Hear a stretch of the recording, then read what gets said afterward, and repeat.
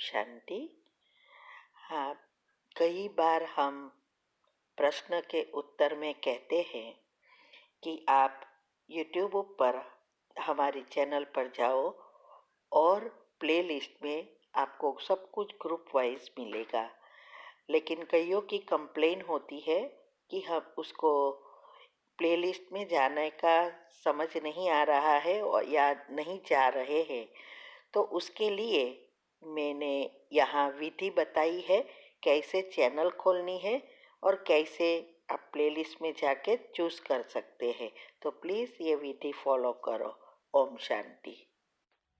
अगर आपको मेडिटेशन और हेल्थ की बातों को अच्छी रीति समझना है तो यूट्यूब चैनल है शिव शक्ति मेडिटेशन बीके कुसुम। फिर सब्सक्राइब करेंगे और जो लक्ष्मी नारायण का आइकॉन है उस पर टच करेंगे तो हमारी चैनल खुल जाएगी। वहाँ प्लेलिस्ट में आपको सब कुछ ग्रुप वाइज मिलेगा। साथ साथ लाइक शेयर और कमेंट भी कीजिए। इससे आपका दुआ का खाता बढ़ेगा, बुद्धि का ताला खुलेगा और आप जल्दी जल्दी आगे बढ़ सकोगे। ओम शांति। ओम शांति। आपका प्रश्न है, परमात्मा शिव बाबा ने संगम के समय को खजाना क्यों कहा? उत्तर है, संगम युग का अर्थ है कलयुग और सतयुग को जोड़ने वाला युग, माना दोनों का संगम और परिवर्तन का युग। उसको पुरुषोत्तम संगम युग भी कहा जाता है। वास्तव में उसका नाम ही है पुरुषोत्तम संगम युग, अर्थात पुरुष अर्थात आत्मा को उत्तम बनाने का ये संगम युग है। आत्मा जब सृष्टि पर आती है, सतयुग से लेकर कलयुग तक जो भी पाठ बजाती है उससे धीरे धीरे आत्मा की बैटरी डिस्चार्ज होती रहती है और नई भरती जाती है। लेकिन अंत में, माना कलयुग का जब अंत होता है, तब इतनी बैटरी डिस्चार्ज हो जाती है कि नई कम भरती है और डिस्चार्ज ज़्यादा होती है।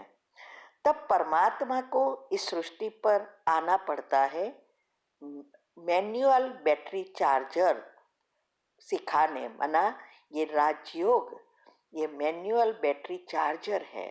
ऑटोमेटिक जो बैटरी चार्जर रखा है वो तो हमने बिगाड़ दिया है।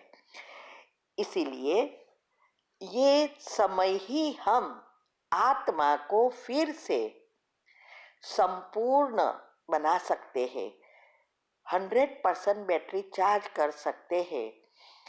जो भी अभी हम सूक्ष्म में भरते हैं वही 84 के नए कल्पवृक्ष में या नए चक्र में हमें स्थूल में मिलता है।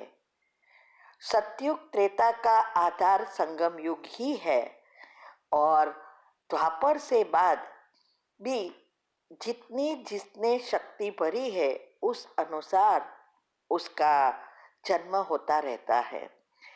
इसीलिए इस समय परमात्मा स्वयं इस सृष्टि पर हमारे साथ होते हैं और हम उनसे शक्ति खींच के भी भरते हैं। तब हमारे जो भी सूक्ष्म खजाने, माना जो भी हमें स्थूल में चाहिए, वास्तव में वो सूक्ष्म चक्रों में भरा है। हमारे जो ओरिजिनल गुण हैं उससे ही हमारे जो चक्र के लेयर्स बनते हैं उस अनुसार हमारा हर एक जन्म का भाग्य बनता है। तो इसीलिए इस समय हमारे पास पूरा ज्ञान है कि ये सृष्टि कैसे चलती है, कैसे हमारे कर्म बनते हैं, संकल्प और समय का क्या महत्व है। सारा ज्ञान हमें मिलता है जिससे हमारी अज्ञानता दूर होती है। वैसे भी हम भक्ति में गाते आए कि हे भगवान, हमें अज्ञान रूपी अंधकार से ज्ञान रूपी प्रकाश में ले जाओ। सिर्फ गाते रहते हैं, लेकिन वास्तव में ज्ञान क्या है वो ही नहीं समझते हैं। सब बातें गीता में भी क्लियरली समझाया है कि ज्ञान किसको कहा जाता है। हम तो सोचते हैं जो साधु संत वगैरह जो भी कथाकार है, जो भी हमें शास्त्रों की बातें सुनाते हैं वो ज्ञानी है और हम अज्ञानी।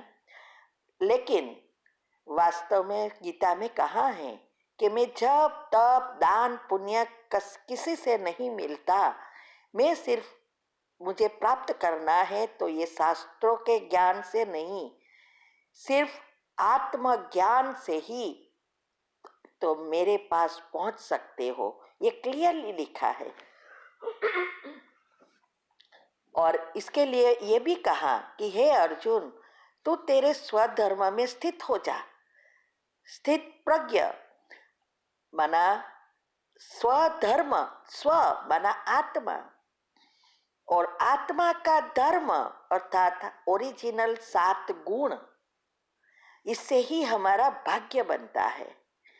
लेकिन हमने सोचा कि धर्म अर्थात ये जो स्थूल में धर्म है, भक्ति मार्ग के धर्म है, तो हमने अपने अपने वाड़े बना दिए। माना ये मेरा धर्म है, ये स्वामी नारायण है, ये हरे कृष्ण का धर्म है, ऐसे धर्म के डिपार्टमेंट बना दिए। लेकिन वास्तव में स्वधर्म आत्मा के धर्म में स्थित होने से ही हमारा भाग्य बदलता है। तो ये सारी बातें अच्छी रीति समझते हैं तो वही चीज हमें सूक्ष्म में हमारे संस्कार के रूप में, पॉजिटिव एनर्जी के रूप में इकट्ठी होती है।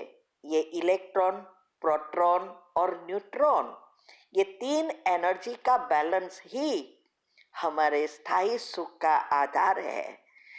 इसीलिए हमें इस ज्ञान को अच्छी रीति समझना है। योग द्वारा हमारे संचित कर्म भस्म कर पुण्य कर्म बनाना है। दुनिया वाले तो समझते हैं कि हमें धन चाहिए, पैसा चाहिए, गाड़ी बंगला जो कुछ चाहिए वो सिर्फ स्थूल से ही मिलेगा। माना पैसा कमाने के लिए स्थूल में मेहनत करते रहते हैं कि ये मिल जाए, ये मिल जाए, लेकिन सूक्ष्म में खोखले हो गए हैं, खाली हो गए हैं।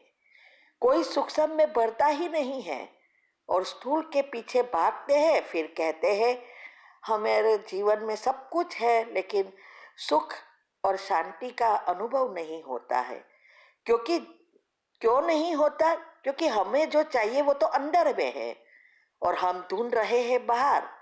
इसीलिए ये बात अच्छी रीति भगवान आके समझा रहे हैं कि अगर आपको सब कुछ स्थायी सुख चाहिए, शांति चाहिए, तो हमें इस समय का सदुपयोग कर आने वाले 84 जन्मों का भाग्य बना लेना है।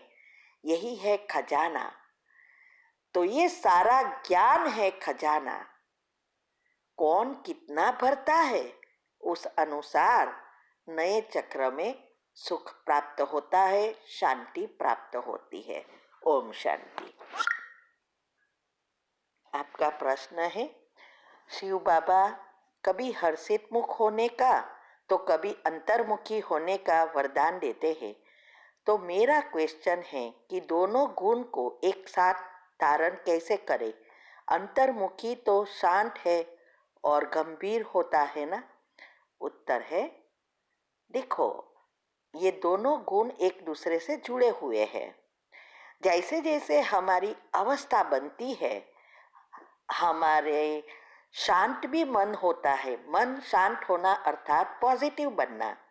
और जब हम पॉजिटिव बनते हैं तो हमारे सारे गुण एक्टिव हो जाते हैं, तो हम नेचुरली ही हर्षित मुख हो जाते हैं, अर्थात आनंदित रहते हैं। कितना भी कड़ा पेपर आ जाए, फिर भी हमारी खुशी ना जाए। तो ये दोनों एक ही चीज है और ये होगा जब आप योग की विधि अपनाएंगे, अच्छा रीति योग करेंगे, ज्ञान की धारणा करेंगे, तभी आपको विधि से ही सिद्धि मिलेगी। बाकी ऐसे कोई अलग अलग गुण लेने की कोई बात ही नहीं है। और दिनचर्या ग्रुप में आता है 7 गुणों, रोज एक एक लेना है, इससे भी बहुत फायदा है। तो उसके फायदे भी मैंने यूट्यूब पर रखे हैं। क्यों ये जरूरी है रोज एक गुण लेना, क्यों सब साथ में ले तो क्या होता है, साइंटिफिक रीति से हमने यूट्यूब पर रखा है, आप वो सुन सकते हैं। ओम शांति।